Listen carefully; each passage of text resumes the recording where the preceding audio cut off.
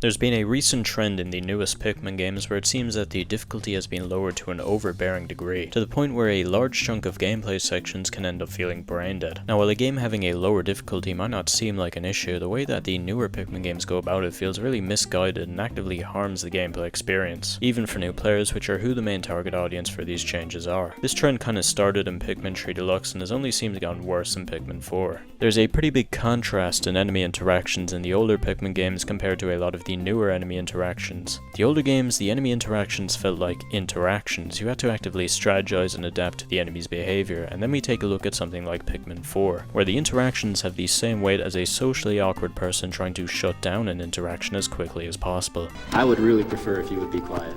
The game just hands you so many tools that just obliterate enemies. You can charge them with the Pikmin, charge them with Oatchi, and then we also have the game's worst addition, the auto lock-on. The auto lock-on is a pretty much universally despised feature in this game. The nicest things I have heard people say about it is that it sometimes annoyed them and that the devs should have had the ability to turn it off. Now those are the most generous things people say about it. If you don't know what this is, it's a feature in Pikmin 4 that when you are anywhere close to an enemy or object, the cursor will automatically aim onto that enemy. Even on paper that doesn't seem like a good idea, and it's not any better in execution. This feature basically just removes being able to independently aim the cursor freely at whatever you want. The game is basically just playing itself and choosing for you what you throw your Pikmin at. If there's more than one thing on screen, it's really likely that the auto lock-on just aims at the completely wrong thing. And if there's more than two things, it can be a complete shit show, and this is the series where you can collect enemy corpses, and in this specific game, enemies commonly drop materials that you can collect, so there's always at least a few objects on screen. And it's highly likely that this feature that is intended to be helpful and assist players will just completely get in the way. It's like going to an archery range and having the instructor grab your arms and say, no, you're doing that all wrong, and then he just goes and shoots a passerby in the eyeball. When this feature is not constantly getting in your way, it's dumbing down combat severely. This is most apparent in the first area of the game. Take this dwarf bulborb for example. Now in Pikmin 1 here, when I see this dwarf bulborb, I want to try line up my shot so I can get a satisfying kill by instantly hitting his back. He approaches me when I try to do this, so to deal with him as effectively as possible, I have to be rather precise with my aim. If I'm newer to this game and feel less confident, I can swarm him, which is slower and runs the risk of my Pikmin being shaken off and losing their flowers, but it still deals with him. This is probably Pikmin 1's easiest hostile enemy, and there's still a small bit of depth to him, and there's even a fun, satisfying skill to learn off, of trying to get better aim so you can shave off precious seconds. Now let's go back to Pikmin 4 and take a look at the universal experience of dealing with a standalone dwarf bulborb. Notice how there was basically no player input there. The game lined up the insta-kill for me, and all I had to do was press the A button once. It's not like the dwarf bulborbs were anywhere near close to being a really strong and tough enemies in the earlier Pikmin games. They didn't need to be nerfed so badly. You'll notice that the Pikmin 1 fight was a lot more engaging to the player, despite how small it is. Now, is there anything engaging about just walking past an enemy and nonchalantly pressing A button once to immediately kill it? The answer is no. This feature is derivative from the lock-on feature of Pikmin 3 Deluxe. In that game, you press A button to lock onto enemies. This one also bogs down combat, but at least there you could actually not use it, unlike here where the game is just constantly locking onto enemies with zero player input. It just completely takes away the fun of aiming at enemies and being able to freely choose between multiple targets. This also bleeds into the level design as well, because the developers have to build levels around this basically universally panned feature. Enemies have to be relatively distant from each other, because if they aren't, the auto lock-on would just get in the way. There's a distinct lack of free roam enemies in Pikmin 4, and I feel like the main reasoning for that is that it would just be extremely annoying to have to deal with them with the auto lock-on. The bullbears in this game are set to roam certain linear paths in Pikmin 4, and these usually steer clear of other enemies, which kind of confirms my suspicions. I've heard many people seemingly unaware of how bad this feature is, and I also thought it was just a really annoying thing that makes you aim at the wrong enemies, but no, it is literally changing the level design to better suit it. I mean, just having a feature that's automatically aiming for you is just kind of an insult to any player's intelligence. Most newcomers to the series don't even like this feature because it's just annoying and gets in the way. The only people this is benefiting is video game journalists. This also ties into Pikmin 4's biggest new feature, Oatchi. Besides from being the only thing that makes Pikmin 4 unique as a Pikmin game, Oatchi kinda breaks combat as well. First of all, riding him just immediately puts your full squad on his back away from harm. This exacerbates the auto lock-on problem as well, as not only do you have to not aim at enemies at all, you can just sit on the comfort of your dog and just chuck Pikmin at everything. Many of the caves and areas are built around you always riding Oatchi, so you usually have to do this. However, you probably won't need to exploit the auto lock-on feature with Oatchi, as his charge ability is completely ridiculous. If it's completely unupgraded, the charge ability will have Oatchi deal a bit of damage and then just lunge your entire squad of Pikmin at the enemy. This is way too much. This just obliterates basically every enemy. It immediately sends your full squad of Pikmin onto an enemy's weak point. Take the Snagret. This would have already been an easier fight, as the auto lock-on is constantly aiming at his head for you and he isn't even guaranteed to kill Pikmin anymore. But with Oatchi, you can just immediately charge onto his head and he just dies. This works on basically every enemy in the game, and this is the charge at its unupgraded default state. You can upgrade it to stun enemies and do more damage, but even if you don't do that, it just tears everything to pieces. It gets so unengaging and boring to just constantly be doing this, and if you want to play the game quickly, which because it's Pikmin you are usually encouraged to do, it just ends up that you're kind of forced into using it. I feel like if the charge ability didn't just mindlessly hurl your whole supply of Pikmin at the enemy, and instead just did a bit of damage and stunned enemies, it would be a much better and less brain-dead addition. You would be awarded for strategically stunning enemies, and would actually probably be a good change to combat and promote that Dandori thing that this game is meant to be all about. There's also charging, which kind of went a bit out of hand since its introduction in Pikmin 3 for the Wii U. It also just lets you latch your entire squad of Pikmin onto an enemy. It's not as good as Oatchi's charge mechanic, but still pretty busted. I feel like another problem that ties into charging is that the Pikmin are just too fast nowadays. I know that sounds completely fucking ridiculous, but it really isn't when you take a look at charging in Pikmin 3. The Pikmin are slower compared to the deluxe version, and here you can see me get my shit rocked for using the mechanic with absolutely no strategy, which encourages me to only use it when I need to. In Pikmin 3 and 4, you get actively rewarded for doing the least strategic thing possible, and that's for basically every enemy in this game. The Pikmin don't need to be this fast. They were never really that slow in Pikmin 3 for it to be bothersome, and it's only good for carrying. And they should have probably made a compromise where Pikmin just carry faster but they don't move that fast in other situations. The speed also causes problems elsewhere. If you've ever engaged in the basic task of trying to put the maximum amount of Pikmin onto an object in Pikmin 3 Deluxe or 4, you know exactly what I'm talking about. Instead of grabbing onto the thing I instructed them to grab, they instead get jiggy with it next to the citrus lump. Pikmin 1 and 2 had a much better mechanic than charging, known as swarming. This lets you swirl your Pikmin around in any direction and can be used to dodge things, pick up objects, and attack enemies. Now, some people claim things such as charging is much more reliable than swarming at quickly latching your Pikmin onto enemies. The fact that swarming isn't as reliable as modern day charging at killing enemies is actually a good thing. It's useful against some enemies, but you can't just cheese everything you see with it. You actually have to plan when to use it defensively. It's also a lot better than charging in general, as it's more versatile. As I mentioned, you can use it to pick things up, and it's a great way of moving your squad out of danger, and requires a lot more thought and input than having everyone just sit on a dog. I know that swarming is in Pikmin 4, but if you're doing a 100% playthrough, you don't unlock this thing until you have done 99% of the playthrough.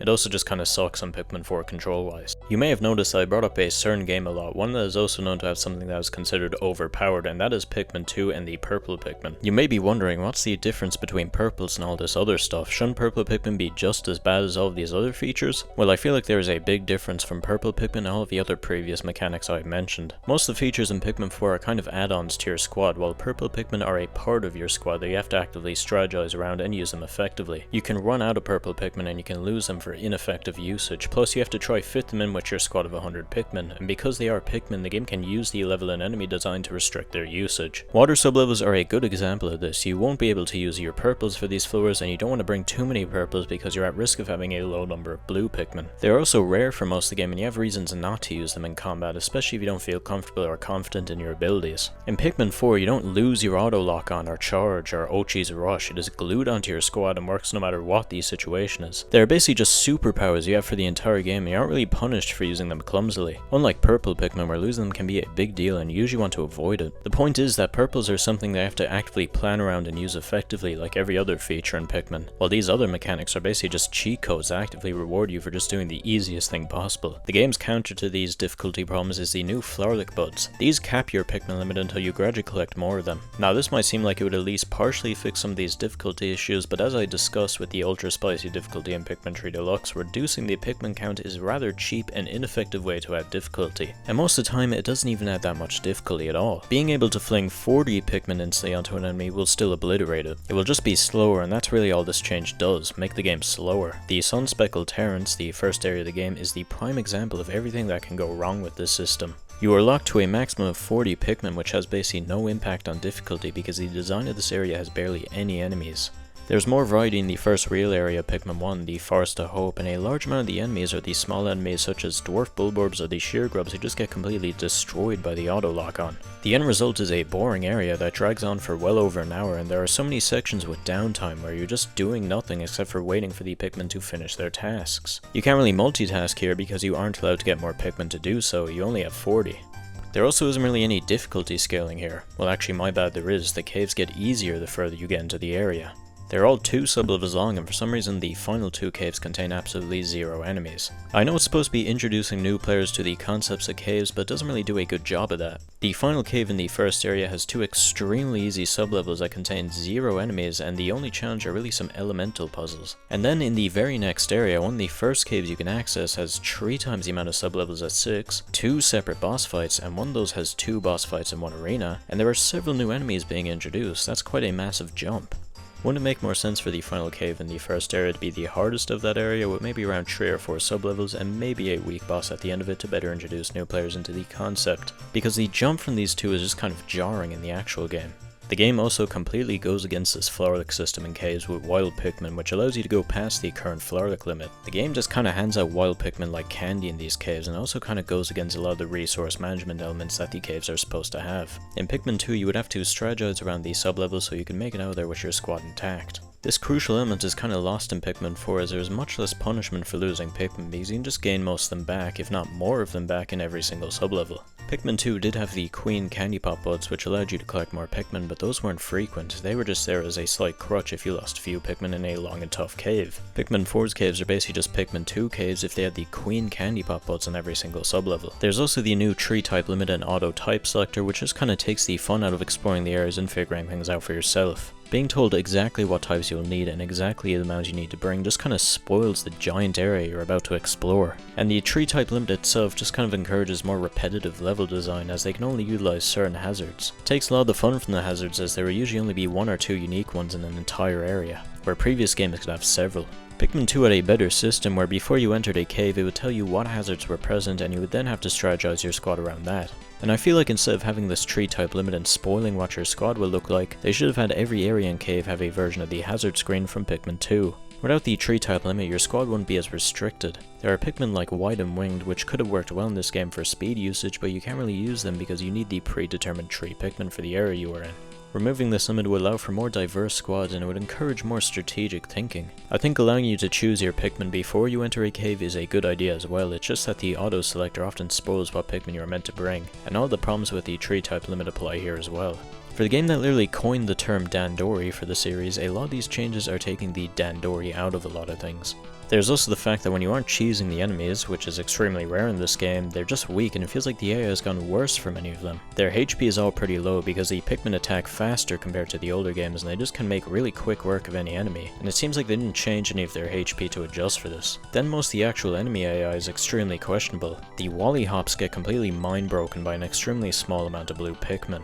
Instead of ever attacking here, he just repeatedly tries to shake them off until he dies. If this was any other Pikmin game, he would have actually fought back. The Bulborbs also just have really bad AI. Every time they bite into an open ground of Pikmin, they either miss or only get one of them. It doesn't really make any sense. The enemies also just all feel like sitting ducks in this game, and they don't start fighting you until you're staring right in front of them. It just makes them feel less alive. You're always the one starting the fights here, when in older games enemies would approach you. There are also some enemies that were actively preparing for the upcoming fight, like the careening Dirigibug who would make bombs before you could get close to him. The lack of unique enemy encounters just makes the enemy roster feel bland. You can have 125 enemies, but it really doesn't matter if they all die in the exact same ways. It also undermines the relatively small pool of new enemies because they just can't stand out, they just die like all the returning enemies. To cap things off, I want to end with a potential counterpoint some people may have. If you don't like that feature or that other feature, why don't you just not use them? I've saved this point for last because as you can see there are several layers to this game's often boring difficulty, where you can't just magically fix it by trying to avoid it. Even if I never used Oatchi's Rush or ever used the Charge Horn, the game would still be too easy. That also isn't really a good argument on its own, because if the game was tightly designed, I wouldn't have to be actively handicapping myself to keep the difficulty in check. The game should have its difficulty just be engaging by playing it completely normally, which is what Pikmin 1 and 2 achieve. I should not have to be doing any extra brain work just to make the game more enjoyable.